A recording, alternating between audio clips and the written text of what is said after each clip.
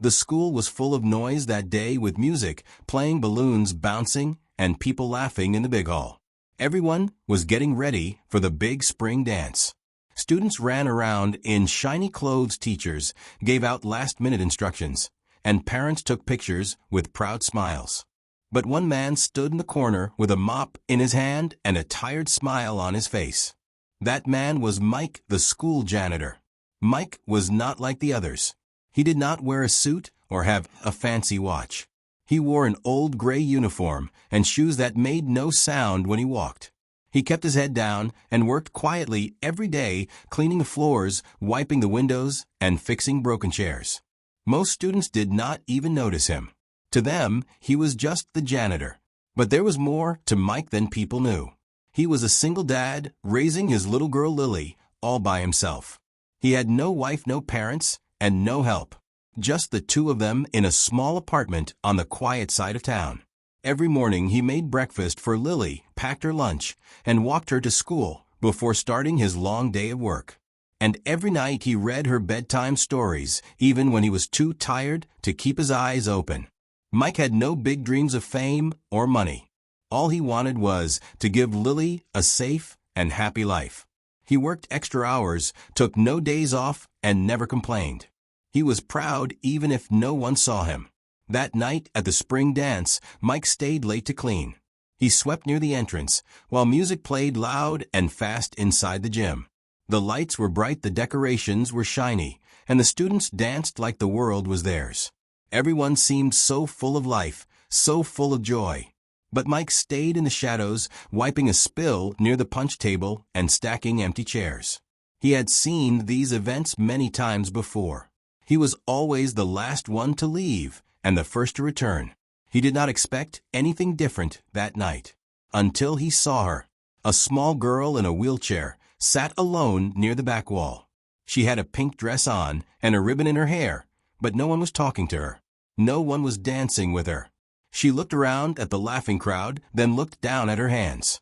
Mike noticed the sadness in her eyes. The same look he had seen in Lily's eyes when she missed her mother. Something pulled Mike toward her. He walked slowly, unsure of what to say. He bent down and smiled softly. "Are you okay?" he asked. The girl looked up and blinked. She had big blue eyes and a quiet voice. "My name is Sophie," she said. "I wanted to dance, but no one asked me." Mike felt a tightness in his chest. He looked around and saw the other kids dancing and twirling. No one noticed Sophie sitting there all alone. He took a deep breath and gave her a small smile. "Well, Sophie," he said, "would it be all right if I asked you to dance?" Her eyes lit up like stars. "Really?" she whispered. "Really," he said. He gently held her hand and rolled her chair to the middle of the floor. The music changed to a slow, soft tune. Mike didn't know the dance steps, but he didn't care. He moved her chair in small, gentle circles and swayed to the music. Sophie laughed a real laugh, the kind that comes from deep inside the heart. People started to notice. One by one, they turned their heads and watched. Phones came out, cameras flashed. Some students whispered, "Isn't that the janitor? Why is he dancing with her?" But Mike didn't hear them. He only saw Sophie. She was smiling and glowing, and for the first time she didn't feel invisible. He looked up for a moment and noticed someone watching from the hallway. A woman in a long red dress. She wasn't dancing. She wasn't smiling. She was just standing there, still as a statue. Mike turned his eyes back to Sophie. He didn't know who the woman was. He didn't know why she was staring. But something about her gave him a strange feeling deep in his stomach. The song came to an end, and Sophie clapped her hands. "That was the best dance ever," she said. Mike laughed and bowed. "You're a wonderful partner," he said. Sophie's eyes sparkled. "Thank you, Mr. Janitor." "My name's Mike," he said. She nodded. "Thank you, Mike." He smiled. And as he rolled her back to her seat, he glanced once more at the hallway. The woman in red was gone, but the feeling in his chest stayed. Something had just happened. Something important. And he didn't even know it yet. The music faded, and the crowd went back to laughing and dancing as if nothing had happened. But something had changed for Mike and for Sophie too. She looked different now, lighter, somehow. Like a heavy cloud had moved away from her small shoulders. Mike felt it in his chest like a quiet warmth. The kind of feeling he only got when Lily hugged him after a hard day. Sophie stayed near the wall, watching others spin and move. She was smiling now, still alone, but not lonely. Mike started to return to his work, pushing his cleaning cart along the wall.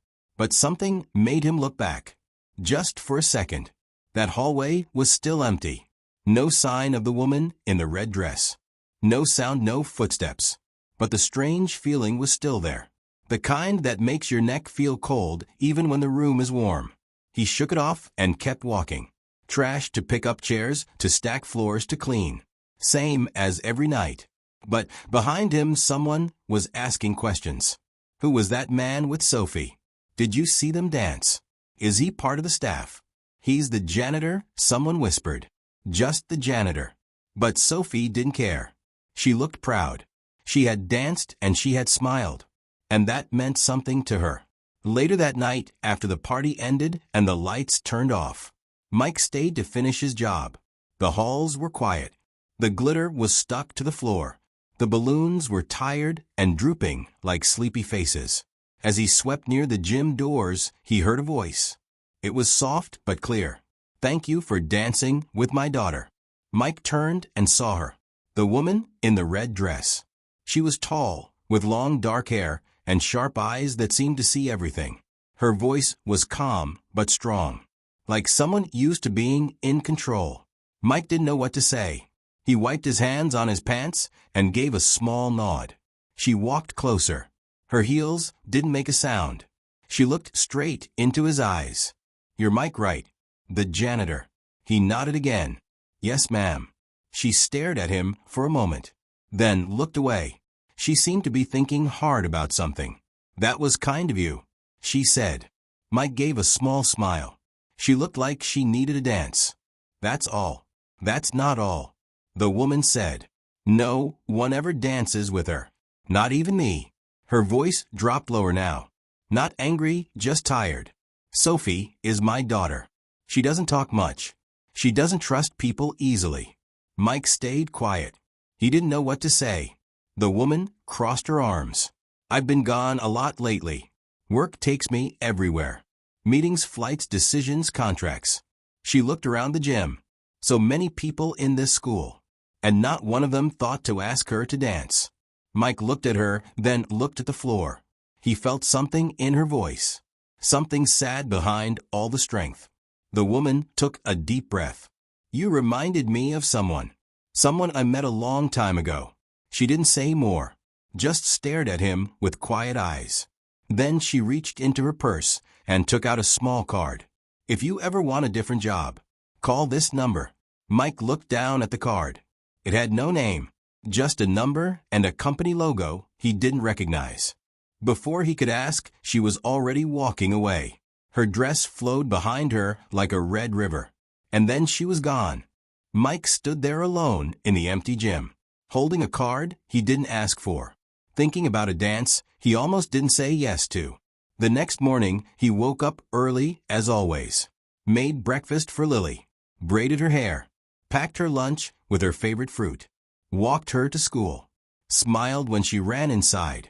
Then he walked to the janitor's closet, took out his tools, and started cleaning again.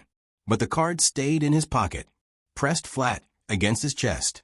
And every time he touched it, he felt that strange warmth again. He didn't know it yet, but that one dance, that one small moment, had already started to change his life in ways he could never imagine. The sky was gray the next morning as Mike walked to school with Lily by his side. The wind was soft but carried a chill that made her hold his hand tighter. She talked about her class, her favorite teacher, and the book she was reading. Mike smiled and nodded, but his mind was somewhere else. He kept thinking about the woman in the red dress. Her voice, her face, her eyes that seemed too familiar. And the card she gave him that now sat folded inside his wallet like a secret. At the school, Mike went back to his usual tasks. He fixed a broken locker, picked up spilled juice near the cafeteria, and changed a flickering hallway light. The teachers passed by with quick greetings. Students rushed to class without looking at him. Same as always. But something inside him felt different. He kept hearing her voice in his head. He reminded me of someone she had said. Someone I met a long time ago. Mike couldn't stop thinking about it. Why did she say that? Why had she looked at him that way? Later that day, during lunch break, Mike stepped outside for some air. He sat on the old bench near the back fence. It was quiet there, just the sound of birds and distant laughter. He took out the card, looked at the logo again. It was a company name he had seen once or twice on the news. Big name. Big money. He had no idea the woman in the red dress was someone so important. He still didn't even know her name. Just then the school principal came walking toward him. Mike stood up quickly and gave a respectful nod. The principal smiled. "Mike, someone left this for you at the front desk." She handed him an envelope. Plain white, no name, just his name written on the front in neat letters. Mike opened it slowly. Inside was a note written in perfect handwriting. "Please come to this address at 6 p.m. today. Bring nothing, just yourself. Sophie would like to see you again." Below the note was an address and a signature. Veronica Lane. The name hit him like thunder in the chest. Veronica Lane. He had heard that name before. On the news. In magazines. On TV.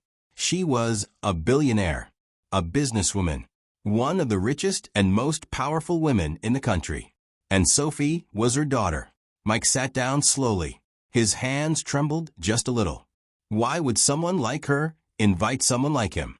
Why now? Why him? That evening, after finishing work, Mike changed into his cleanest clothes. A blue button shirt and dark pants.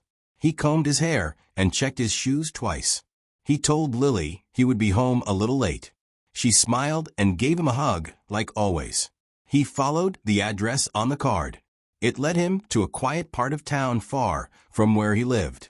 The houses were big and quiet, with tall trees and shining windows. Then he saw it. A large white house with lights on and a gate that opened slowly as he approached. He walked up the path with careful steps. His heart beat louder with every move. The door opened before he could knock. Veronica stood there in a black dress this time. Still tall. Still calm. Still watching him with those knowing eyes. Mike said nothing at first. Just looked at her and tried to understand what was happening. She stepped aside and motioned for him to enter. The house was quiet, clean, and full of art. Paintings. Books. Photos of Sophie. Sophie sat in the living room smiling when she saw Mike. She waved and said, "Hi, Mike. I told Mom you were my hero." Veronica raised an eyebrow and gave a small smile. Did she now? Mike chuckled softly. "Well, I'm not a hero." "You are to her," Veronica said. "And maybe to me too." She sat down across from him. "Years ago," she said, "I was in trouble. Alone, scared, broke. I met a man at a shelter who shared his food with me. He didn't ask for anything. He just smiled and said, 'You'll be okay.'" Mike felt the air leave his lungs. "That man," she said, "was you." Mike blinked. He remembered that moment. But he never thought she would. Veronica leaned forward. "I built my life, my companies, my future. But I never forgot your face. And now you helped my daughter feel seen, feel special, feel loved." Mike didn't know what to say. He just sat there, quiet as always. Veronica looked him in the eyes. "Would you let me thank you properly? Please." And just like that, Mike's quiet world began to shift again. One choice at a time. Mike sat in the large, quiet room feeling like he was floating inside a dream. Everything around him was soft and beautiful. The lights, the furniture, the smooth piano music playing in the background. But none of it felt as loud as the thoughts in his head. He kept looking at Veronica, trying to understand what was happening. This powerful woman, this billionaire, this mother, was telling him that he had once helped her long ago. She leaned back in her chair and spoke again. Her voice was calm, but there was something behind it.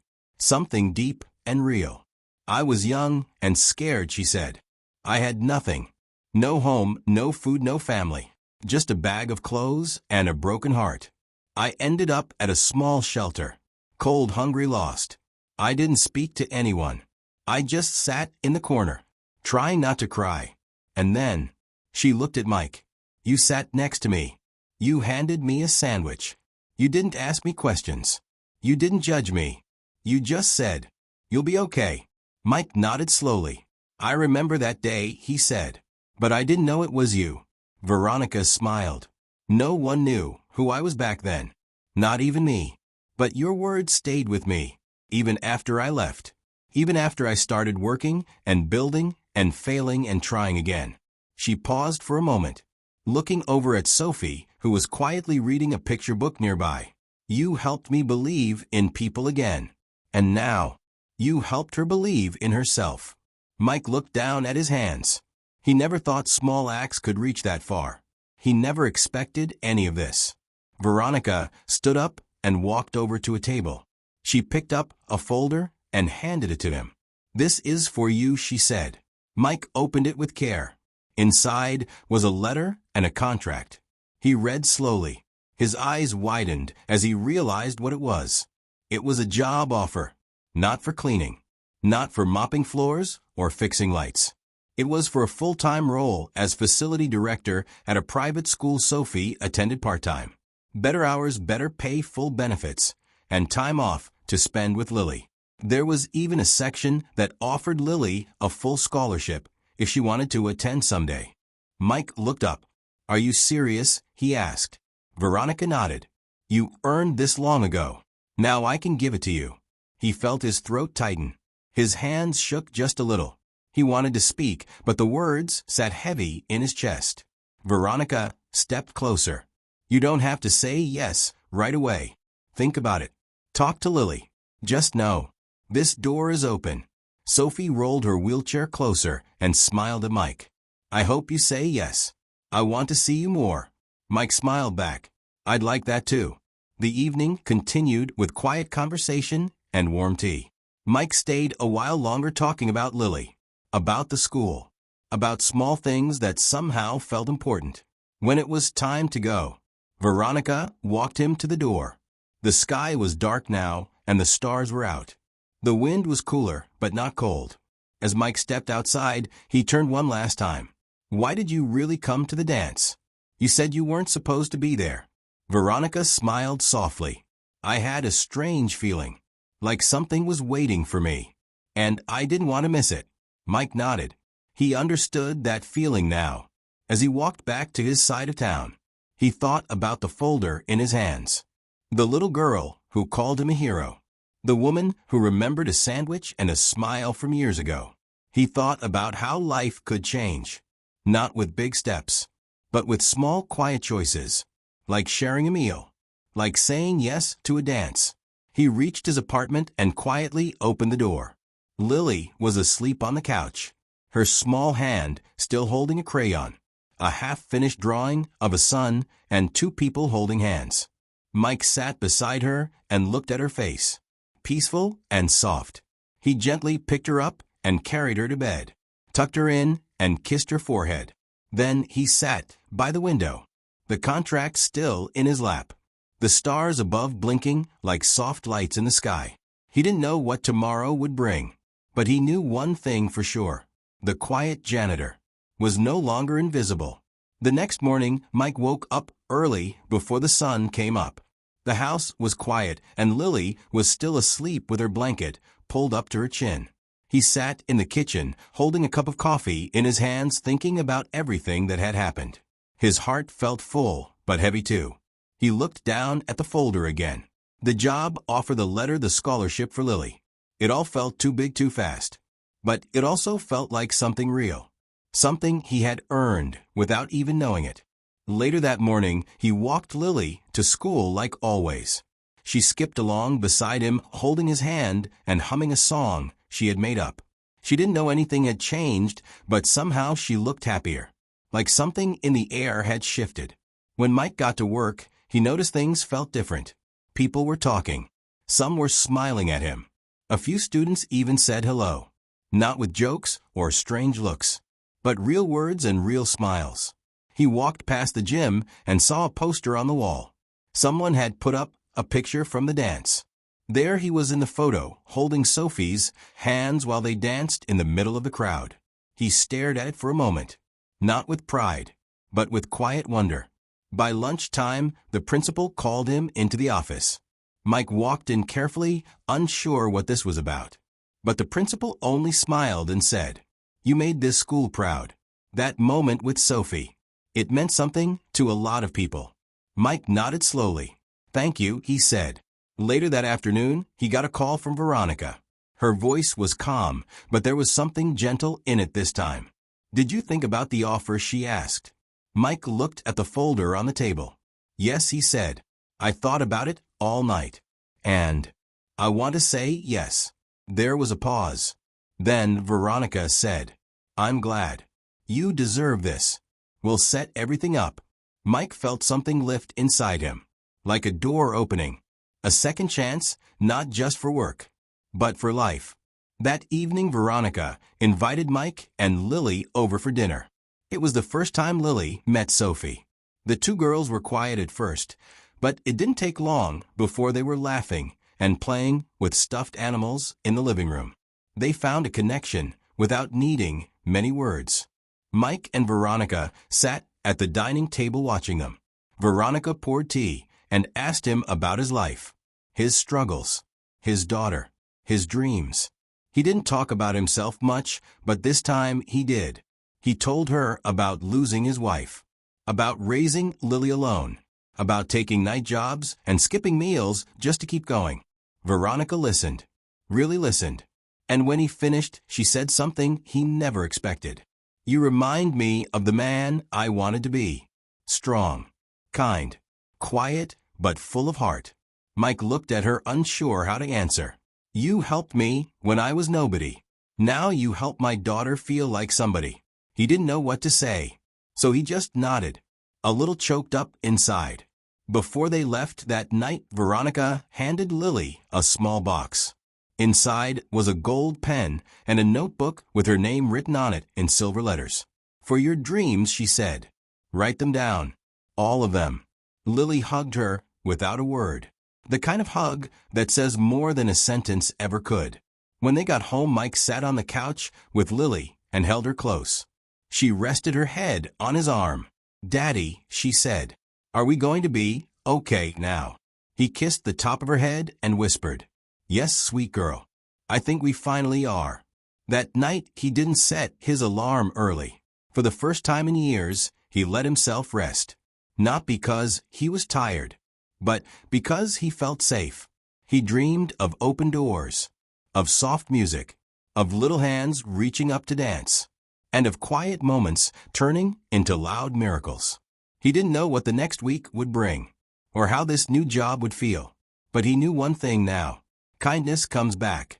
Sometimes when you least expect it. Sometimes when you've almost forgotten it.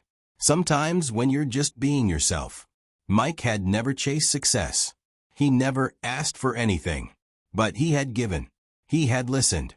He had helped. And now, the world was listening back. The sun was bright and soft as Mike walked into his new job for the first time. He wore a clean button shirt and carried a small lunchbox packed by Lily, who had added a smiley face note inside. "You got this, Daddy," with a heart drawn next to it. He smiled when he read it and folded it carefully into his pocket. The new school building was tall and peaceful, with green trees and big windows. It didn't feel like a place for janitors. But Mike wasn't there to clean anymore. He was now the facilities director with his own office, his own team, and a schedule that gave him more time with Lily. As he stepped into the hallway, the staff greeted him with real smiles. Some of them already knew his story from the dance video that had gone viral online. It had been shared by students, teachers, even news reporters. The video of a janitor dancing with a little girl in a wheelchair had touched millions of hearts. But Mike didn't think of it as fame. He thought of it as a quiet moment, a real one. And now it had opened a new chapter in his life. Veronica had made sure everything was arranged. She had given Lily a full scholarship. She had even sent a driver on the first day to make sure they didn't have to rush. But most of all, she had shown Mike something he never expected. That people remembered kindness. That small moments grow into big changes. That even a man with a mop and tired shoes can help build something beautiful. During his break, Mike walked outside to the garden area behind the school. There was a small bench under a tree. He sat down and closed his eyes for a minute, letting the breeze pass over his face. He thought about the first time he met Sophie, her little hand reaching out asking for a dance, the way she laughed as they moved, the way people stared, and how none of that mattered. Now Sophie smiled more in class. She had made new friends. Her teachers said she was more confident. She said Mike was her hero, and she meant it. Later that week, Veronica invited Mike and Lily over for dinner again. This time it felt easier, more natural, like visiting family. Lily and Sophie played together, building puzzles and drawing silly pictures. Veronica and Mike sat on the back patio watching the sunset.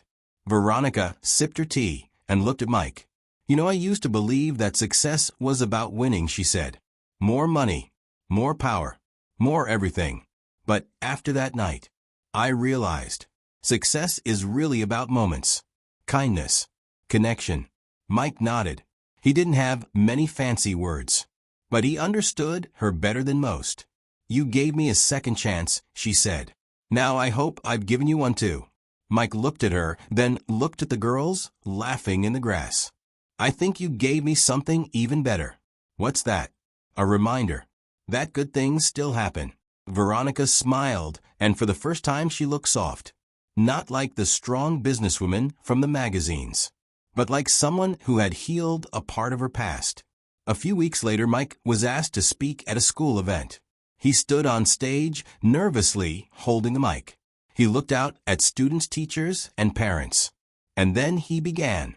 "I never thought I'd be up here," he said. "I've always been quiet. I've always stayed in the background. But sometimes, one moment, one choice, one dance can change everything." He told the story. Not about becoming a director, not about a job or a paycheck, but about saying yes to someone who just wanted to be seen.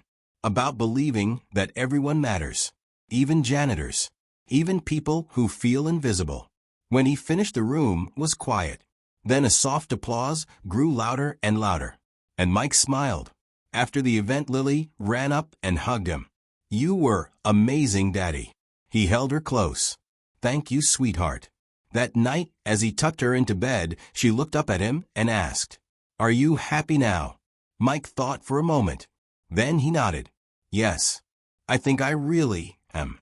And as he sat by the window with a cup of tea and the soft sounds of the night, he looked at the stars and thought about how far he had come.